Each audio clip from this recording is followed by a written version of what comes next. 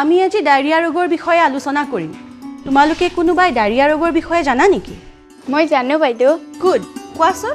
লেতেৰা পৰিৱেশ, মুকলি ঠাইত শৌচ কৰা, নিৰাপদ বা পৰিষ্কাৰ খোৱা পানীৰ অভাৱেই হৈছে ডায়েৰিয়া ৰোগৰ মূল কাৰণ। ভেৰি গুড, বহা।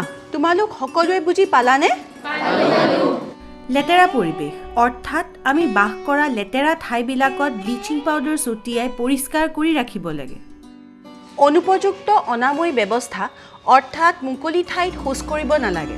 শিশুৰ শৌচো শৌচাগাৰত বা গাঁত খান্দি পেলাব লাগে। সদায় শৌচাগাৰতহে শৌচ কৰিব লাগে। শৌচ কৰাৰ পিছত চাবোনেৰে পৰিষ্কাৰকৈ হাত ধুব লাগে। সদায় খোৱা পানী বিশুদ্ধ সুৰক্ষিত উৎসৰ পৰাহে ব্যৱহাৰ কৰিব লাগে। তোমালোক সকলোৱে বুজি পালানে? আহক আমি সকলোৱে ডায়েৰিয়া ৰোগৰ বিষয়ে সজাগ হওঁ আৰু এখন সুস্থ সবল সমাজ গঢ়াত সহায় কৰোঁ।